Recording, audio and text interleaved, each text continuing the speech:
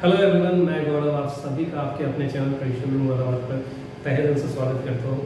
देखिए, आज number system की प्लेलिस्ट पिछले लेक्चर में मैंने फिनिश करके एलसीएम एंड एचसीएफ की प्लेलिस्ट शुरू कर दी है। ये प्लेलिस्ट ज़्यादा लंबा नहीं होगा, इसमें कुछ ही वीडियोज़ होंगे।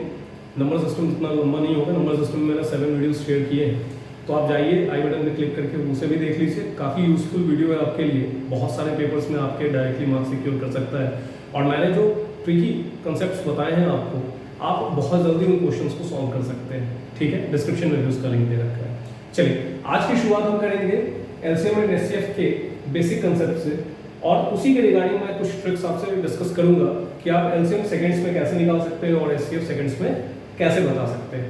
बात आती है एलसीएम एंड एचसीएफ क्या इतना इंपॉर्टेंट है, मैं आपको बता दूं इसका डायरेक्ट और इनडायरेक्ट दोनों बेनिफिट है। ठीक है, डायरेक्टली कई सारे पेपर्स में क्वेश्चन तो आते ही आते हैं। इनडायरेक्टली भी अगर देखें तो जो आपका time and work, time and distance, mensuration, Hindi में बोले तो समय तथा कार्य, समय तथा दूरी, और जो क्षेत्रमिति के प्रश्न हैं वो कहीं ना कहीं एलसीएम और एचसीएफ से बहुत ज़्यादा कनेक्टेड होते हैं, है ना। मतलब अगर आपको ये कंसेप्ट्स आते हैं एलसीएम एंड एचसीएफ का, तो वो टॉपिक्स भी आपके लिए क्या हो जाएंगे, आसान हो जाएंगे। ठीक है, बिना देर किए चलिए शुरू करते हैं। मैंने कुछ क्वेश्चंस लिखे हैं आपके सामने। अच्छा, ये देख लीजिए, ये भी कुछ क्वेश्चन है। इन क्वेश्चंस के माध्यम से मैं आपको मतलब ये एक्सप्लेन करूंगा कि आप कैसे सेकंडों में इनको सॉल्व कर सकते हैं। इनमें से कुछ क्वेश्चंस तो वाकई में बिल्कुल हलवा है, मतलब आप तुरंत चम्मच डालो और खा लो, मतलब आसान है। तो जो ज़्यादा तेज विद्यार्थी हैं, मतलब बेसिकली वो है नहीं, पता नहीं, लेकिन जो बनना चाहते हैं कोई दिक्कत नहीं, वो इन क्वेश्चंस में जो ईजी वाला है वो फटाफट करेंगे।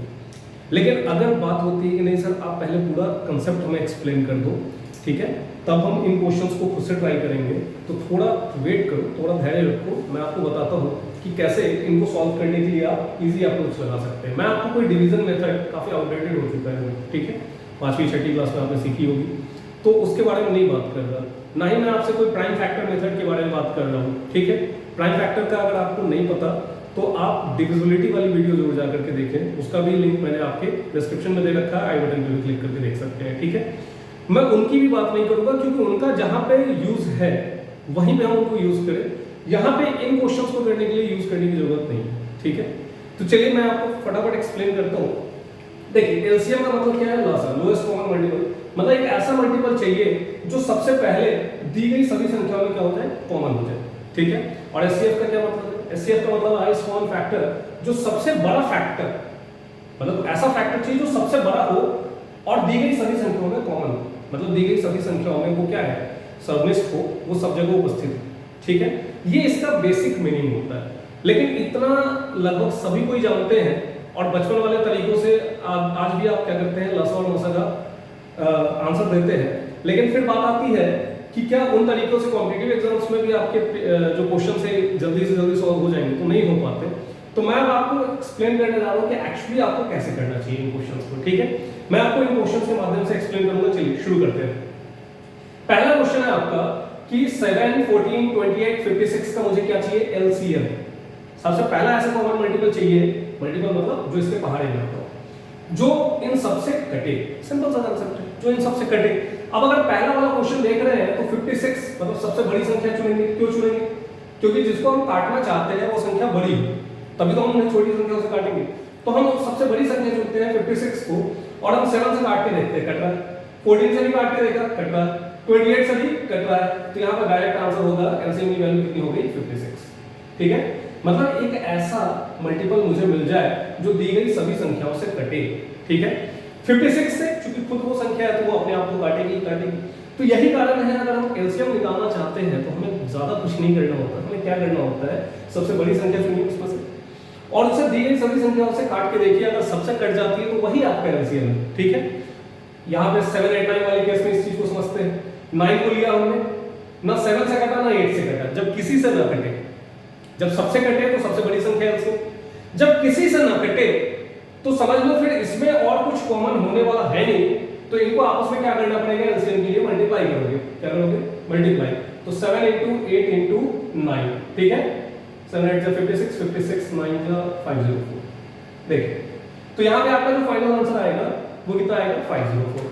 ठीक है, ये दो बातें आपको समझ में आ गई होंगी कि जब सबसे कट जाए तो जो सबसे बड़ी संख्या, और जब किसी से ना कटे तो सबको आपस में मल्टीप्लाई कर दो। क्यों?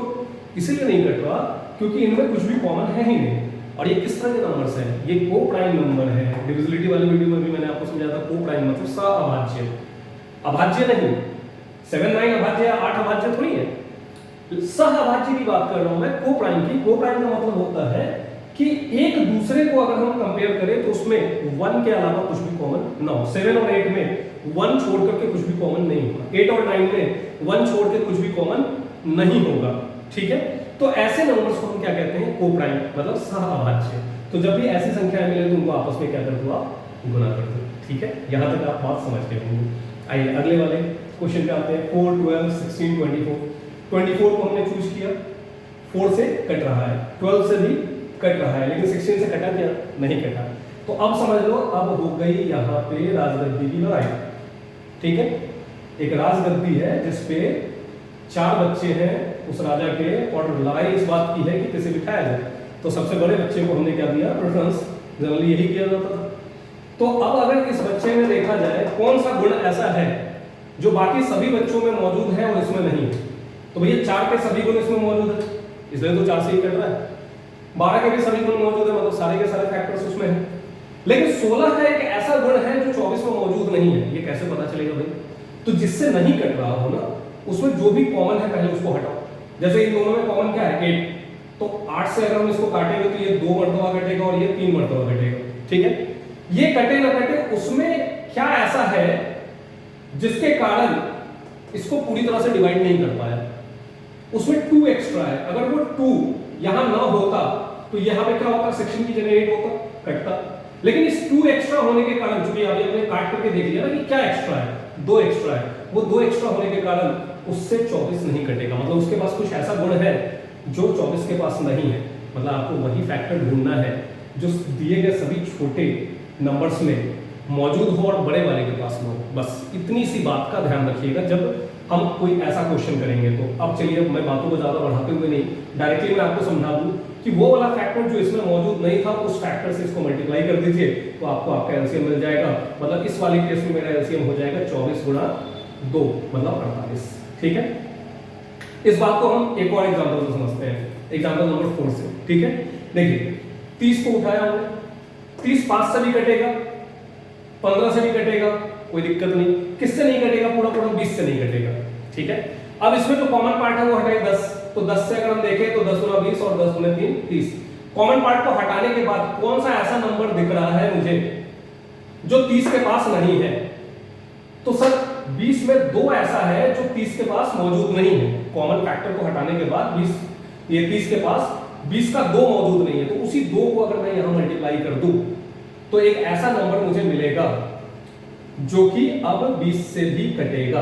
पहले 30 20 से नहीं कट रहा था। क्यों नहीं कट रहा था? क्योंकि 20 के पास कुछ ऐसा था जो 30 के पास नहीं था। अब क्या है?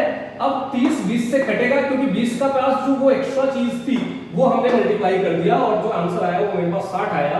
तो अब 60 वाले केस को अगर आप 20 से काटोगे तो पूरा पूरा कटेगा। तो इस तरह से हम अपना एलसीएम बहुत जल्दी निकाल सकते हैं। चलिए एक लास्ट एग्जांपल देख लेते हैं। 2 4 6 8 10 12, कोई दिक्कत नहीं है। 12 को पकड़ेंगे हम, 2 से कटेगा, 4 से कटेगा, 6 से कटेगा। अब भैया किससे नहीं कटा? 8 से नहीं कटा, 10 से नहीं कटा। मैंने कहा काट के देख लो फिर क्या एक्स्ट्रा आ रहा है इसमें। हमने काट के देखा तो 12 को जब हमने 12 और 8 को भाग दिया तो 4 2 8, 4 3 12, मतलब 8 के पास 2 एक्स्ट्रा है जिसके कारण वो 12 से नहीं कट रहा। तो फटाफट क्या करो, 12 में उस 2 से गुणा कर दो। अब जो 24 मुझे मिला वो किससे कटेगा भैया? 8 से कटेगा, लेकिन अभी 10 से नहीं कटेगा। तो फिर अब इस 10 के साथ इसका देख लो हिसाब किताब। 10 के साथ हमने देखा तो 10 में 5 है, कुछ ऐसा 5 कुछ ऐसा है जो इस 24 के पास नहीं था। तो अब हम क्या करेंगे इस केस में? इस 24 को उठा करके 5 से भी गुणा कर देंगे। तो अब जो मुझे फाइनल आंसर मिलेगा वो मेरा एलसीएम होगा। क्यों? अब ये जो एलसीएम है वो दी गई सभी संख्याओं से कटेगा। ठीक है, 2 4 6 से पहले कट रहा था, 8 से 2 के कारण नहीं कट रहा था, उस 2 को हमने गुणा कर दिया, और 10 से 5 के कारण नहीं कट रहा था तो इस 5 को हमने गुणा कर दिया। और अब हमारे पास एक ऐसा नंबर मिल गया हमें जो अब 10 से भी कटेगा और 12 से भी कटेगा। हमने क्या चुना, हमने उसके मर्ण को उठाया कि भैया वो कौन सी चीज है जो मिसिंग है, जो भी मिसिंग होगी इस राजा बनने वाले बच्चे में वो इसे दे दिया जाएगा, क्योंकि ये पहले से सर्वगुण संपन्न तो था ही, कुछ गुणों की कमी थी वो हमने उठा करके इसे दे दिया, तो अब भैया यही राजा बनेगा, मतलब यही आपका एलसीएम होगा। ठीक है, बहुत ही सिंपल सा कंसेप्ट है, लेकिन मानिए अगर आप इस तरह से किसी भी क्वेश्चन का एलसीएम अगर आप निकाले, बहुत सारे क्वेश्चन तो आप मौखिक रूप में ओरली कर लेंगे, लेकिन कहीं अगर लिखने की आवश्यकता होती है तो कोई बहुत ज्यादा कैलकुलेशन आपको नहीं करनी। ठीक है, अब आइए हम बात करते हैं एचसीएफ के बारे में। एचसीएफ का कंसेप्ट कहता है कि मुझे ऐसा बड़ा से बड़ा फैक्टर चाहिए जो सब में कॉमन हो। ठीक है, अब जैसे पहला एग्जांपल देख लो, 11, 12, 13, वो सबसे बड़ा फैक्टर क्या है 11, 12, 13 में जो तीनों में कॉमन है? तो हमें दिखता है कि जब कुछ और हम नहीं निकाल पा रहे, तो अभी भी मैंने आपसे जिक्र किया था कि जब नंबर्स आपस में को प्राइम हो, सहभाज्य हो, तो उसमें कुछ और नहीं बल्कि सिर्फ 1 कॉमन होगा, केवल 1 होगा, क्योंकि 1 तो सर्वव्यापी है, वो सब जगह मौजूद है। ठीक है, वो ईश्वर 1 सब जगह व्याप्त है। तो इसी कंसेप्ट को आप यहाँ भी लगा सकते हैं नंबर सिस्टम में। क्या 11, 12, 13 क्या होगा, इसमें और कुछ नहीं, सिर्फ 1 कॉमन होगा। तो इसका जो मसा है, इसका जो एचसीएफ है, उसकी वैल्यू जो होगी वो 1 होगी। चलो ये तो हो गया कॉमन सा कंसेप्ट, बात को समझने के लिए था।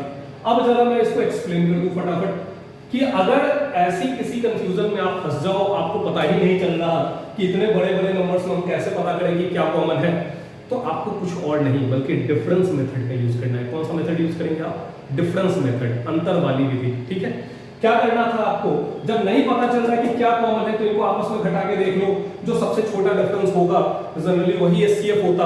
और अगर उस केस में किसी में आपको दिख जाए कि वो डिफरेंस आपका एचसीएफ नहीं है, मतलब उससे सारी संख्या नहीं कट रही, तो फिर उसका फैक्टर देखते हैं। ये 2 बातें ध्यान में रखना, मैं इसको प्रैक्टिकली इंप्लीमेंट करके समझाने वाला हूं। तो देखो 12 में से 11 घटाया कितना बचा? 1। 13 में से 12 घटाया कितना बचा? 1। तो भैया सबसे छोटा डिफरेंस क्या आ रहा है? 1। तो 1 ही आपका एचसीएफ होगा। ठीक है, आइए इस वाले क्वेश्चन में देखते हैं। 4, 12, 16, 24, जरा घटा के देखना। 12 में से 4 गया 8, 16 में से 12 गया 4, 24 में से 16 गया 8। जरा देखना तीनों में सबसे छोटा कौन है? 4, तो इसके एचसीएफ की वैल्यू हो जाएगी 4। देखो कितना मजेदार है।